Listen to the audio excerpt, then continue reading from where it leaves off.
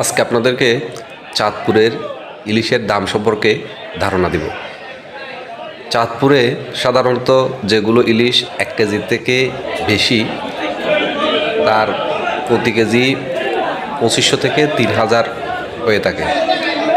যেগুলো 900 গ্রাম 800 গ্রামের ইলিশ, এগুলো 2200 থেকে 2000 মধ্যে পাবেন। আর 500 গ্রাম বা 500 গ্রাম থেকে 700 গ্রামের মধ্যে ইলিশগুলো 1000 থেকে 1300 টাকার মধ্যে পাবেন। তার চেয়ে ছোটো ইলিশগুলো আপনি 900 টাকা 800 টাকা কেজিতে নিতে পারবেন। তবে জায়গা ভেদে ইলিশের দাম এক এক জায়গায় এক এক রকম, চাঁদপুর শহরের মধ্যেই।